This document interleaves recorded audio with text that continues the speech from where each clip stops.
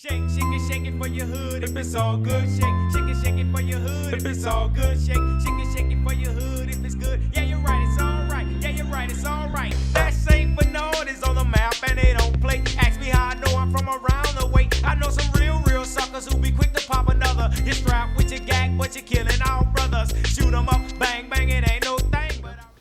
My name is Chierra Chenier, and I'm the owner of Noir Nola, which is a brand that is highlighting the history, politics, lagniappe, and soul of Black New Orleans. And through this platform, I combine historical accuracy with cultural relevancy.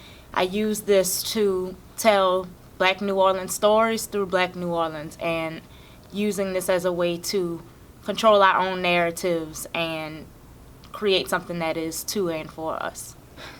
Treme was actually, the land was actually a plantation, which was named after Claude Treme, who conveniently acquired this plantation from a former enslaved woman that he married. The enslaved woman, whose name was Julie Moreau, acquired this plantation, and when they got married, he obviously had access to it as well. And conveniently for him, he named it after himself.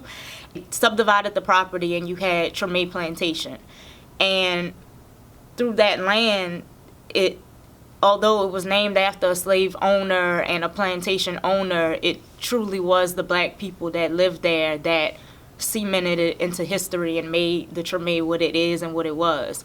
New Orleans was very unique in the sense that free people of color could own property here, and Treme had a very high population of free people of color who were entrepreneurs. You know, they owned property in the Treme right outside of the French Quarter, which was just unheard of. And you had people like Tommy LaFawn, who was a philanthropist and who came up on some money, a whole lot of money, and gave it all to Black children, and built schools across the city and donated to places like Sisters of the Holy Family and St. Mary's Academy and Digital University, and really prioritized the education and the well-being of Black New Orleans children. Even in the Treme, you have St. Augustine Church, the oldest Black Catholic church in the nation. And it's just things like that that the Treme is just really one area in New Orleans where it truly is Black excellence. And then whether you're talking about years later with,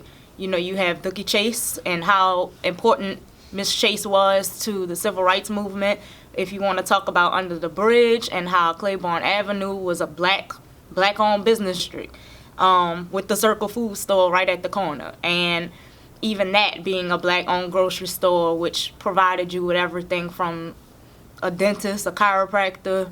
You get your school uniforms upstairs, you cash your check, you get your groceries. It was truly what a self-sufficient Black community looked like. So Claiborne Avenue, what we know as Under the Bridge, was the home to many things. At one point in the 1950s to 1960s, you had large, beautiful oak trees going all the way down, and you can see that are still painted on these columns.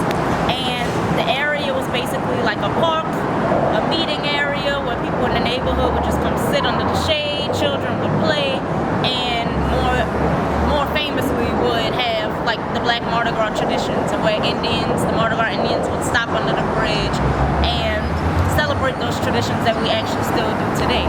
The Treme really is like the jewel of New Orleans, and it was truly a place where, and it still is, where a lot of our traditions were able to thrive. Right, I'm on Claiborne.